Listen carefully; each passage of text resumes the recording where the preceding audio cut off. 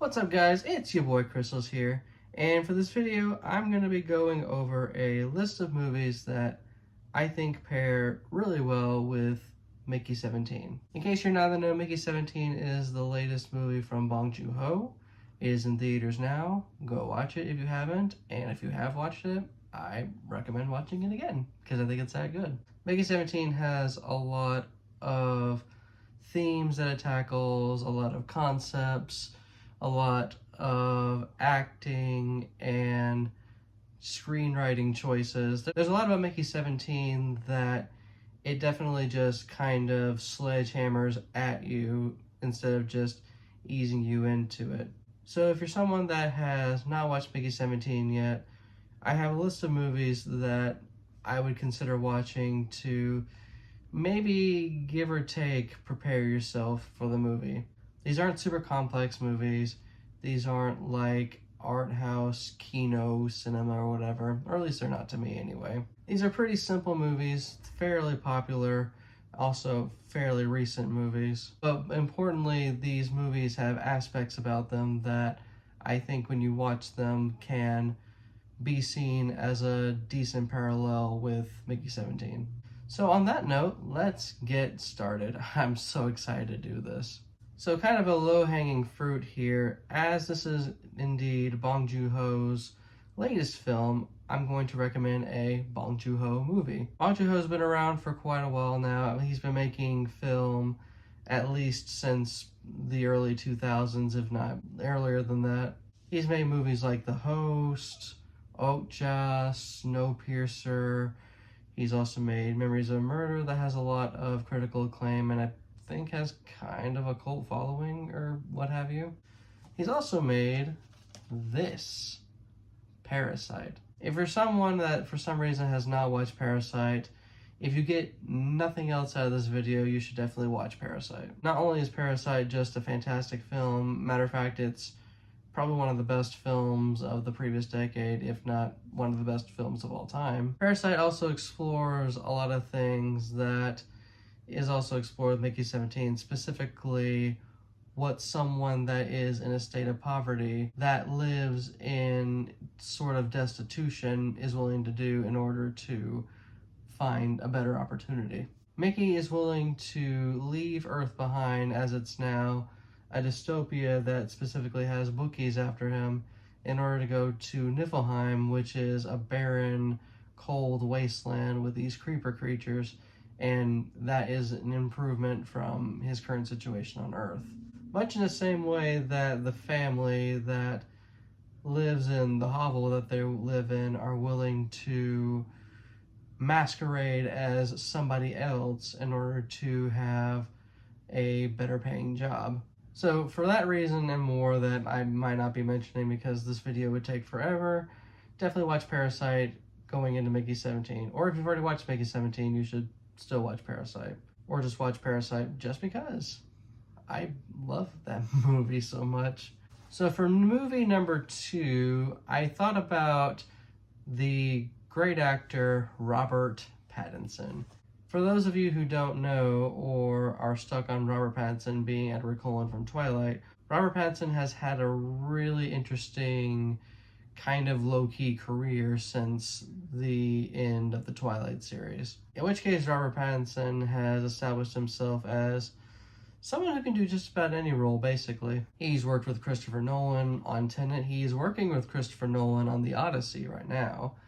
He worked with the Safdie brothers with a movie called Good Time, which I still need to watch. He became the Batman in Matt Reeves' Batman. He's done all kinds of different roles, and when I was thinking about these, trying to figure out which Robert Pattinson movie I want to specifically pick, I narrowed it down to 3 of them. These specific 3 were movies that Bong Joon-ho allegedly had referenced when making the decision to cast him in Mickey 17. The first one was, of course, Good Time, and I still haven't watched it, so I can't necessarily make a educated opinion about it. And there was also the Batman, which, despite Gotham being a dystopia itself, but kind of stops there with all the comparisons. So I decided to pick this movie, The Lighthouse. I do have a DVD copy of this, I just think sharing the book was cooler.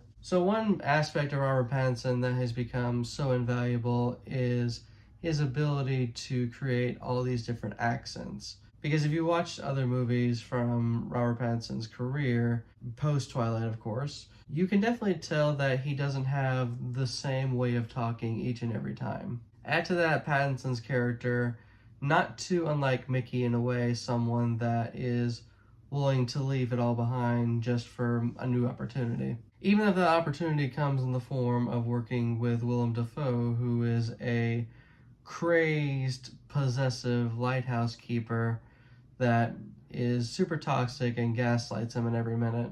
And then they eventually go crazy and more or less kill each other. Spoiler alert, by the way, if you have not watched The Lighthouse. Which you definitely should, since The Lighthouse, outside of Nosferatu, is probably my favorite Robert Eggers movie, and Pattinson is just so great in it, along with Willem Dafoe, of course. So the next movie I wanted to bring up, movie number 3, is Poor Things.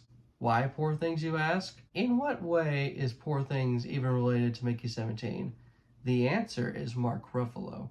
Not necessarily because Mark Ruffalo is in both movies, but because the persona and the type of character that Mark Ruffalo plays in both movies is, in a way, uncannily similar. Even though Duncan Wedderburn is not a politician and he has not amassed this huge following like his character Mickey 17 has, he's still misogynistic, he's still controlling, and he's still a fucking loser. Add to that, much in the same way as Mickey 17 is Bong Joon-ho's latest film since Parasite, Mickey 17 is also the most recent film Mark Ruffalo has been in since Poor Things.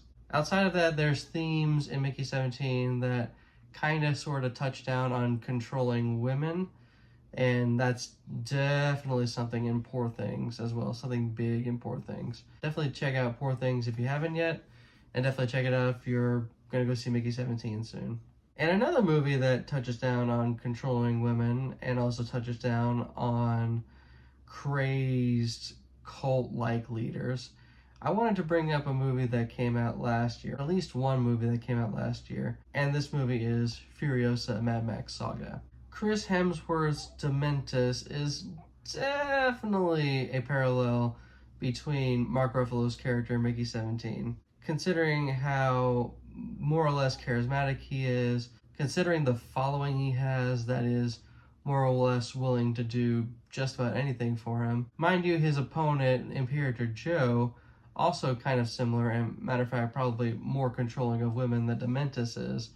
But needless to say, Dementis kind of is a loose cannon and operates under his own will. And needless to say, it feels like that nothing can stop him except for his own vanity, which more or less ends up biting him in the ass in the end.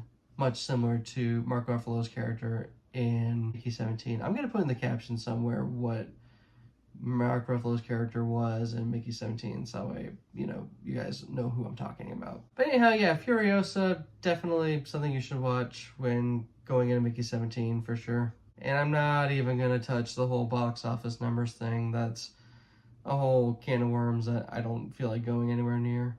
Just as a brief little tangent, box office numbers don't matter.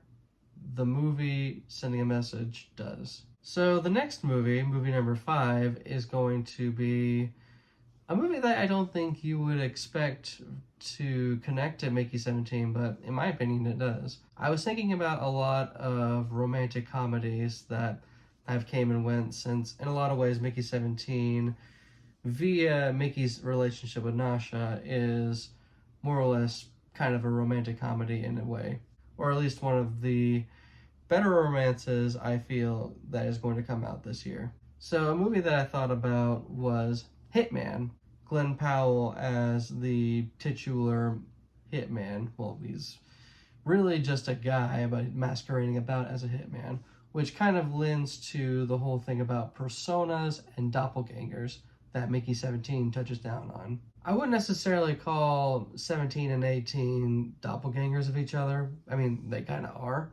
But I definitely can see it leaning into the persona area for sure. Much in the same way that Hitman does that, where Glenn creates all these different personas to get the person that is trying to solicit the service of a hitman. But he finds himself in too deep when one of his clients decides to back out at the last minute, and now they've developed a relationship without her knowing who he really is. Not something that happens in Mickey 17, since Noshak just kind of outright finds out that 17 and 18 are both still alive and both there, and she accepts both of them for who they are since they're still both Mickey. Yeah, definitely check out Hitman if you've got a Netflix account. If you don't, then brief little aside, Criterion Channel, if you're watching this, Hitman, get on it. So the next movie I wanted to bring up, movie number 6, is, again, as I was thinking about romantic comedies, I thought about one of the great romances that came out of animated film, and I'm of course talking about WALL-E. Once again, you're probably thinking to yourself, dude, you've lost your mind. How does WALL-E connect to Mickey 17? In more ways than one, actually.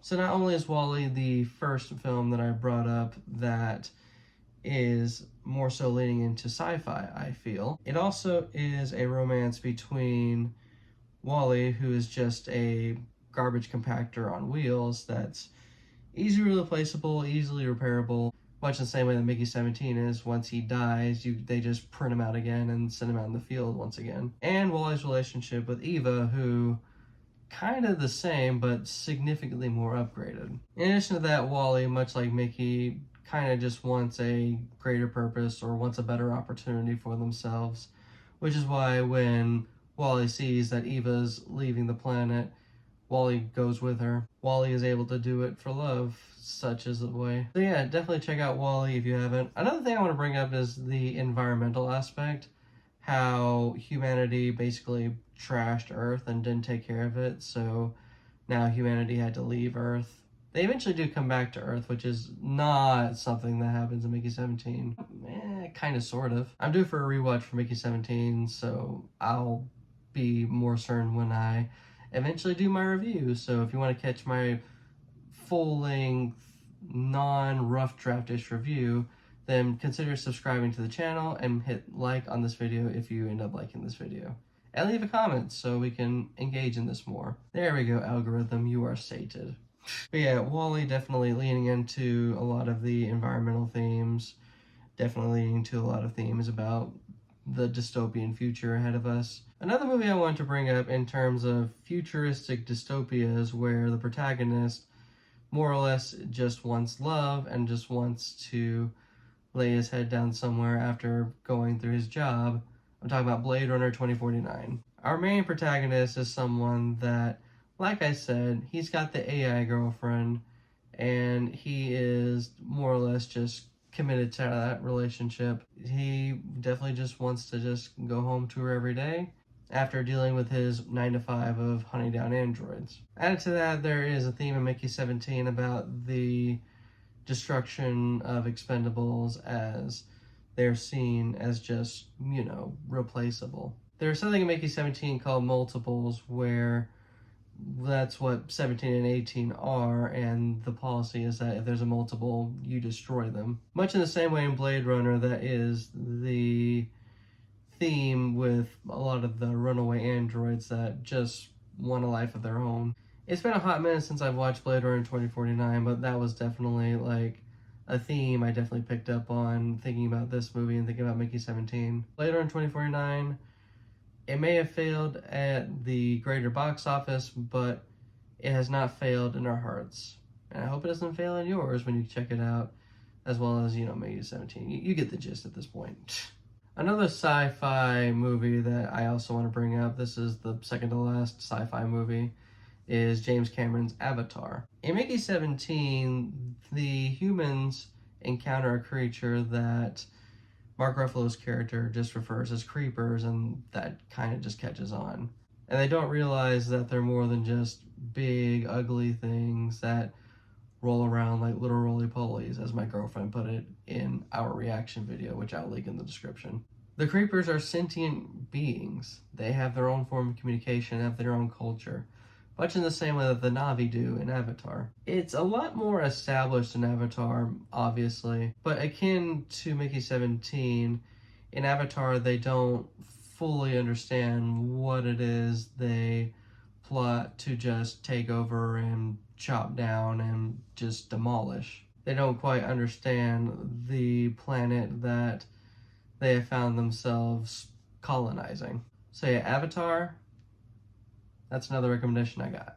And for our final sci-fi movie, I actually want to bring up Interstellar. With Interstellar, there's a lot of themes with environmentalism as well, and the idea of this big adventure that takes a very long time for hopes of finding a new home for humanity. But I will say the missions between Matthew McConaughey's character and the crew on the ship that Mickey is on are not fully aligned.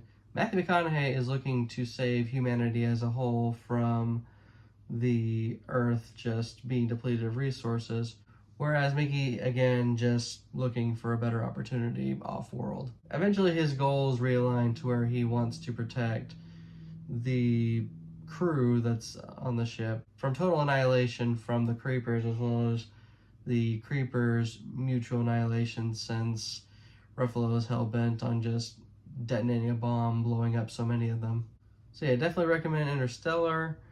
There's probably a lot more than meets the eye when it comes to the two of them in tandem, but that's why I'm recommending it, so that way you can watch Interstellar and then you can watch Mickey 17 and come to your own conclusions. Conclusions that are going to be pretty similar to mine, or maybe not. And that's the purpose of this video.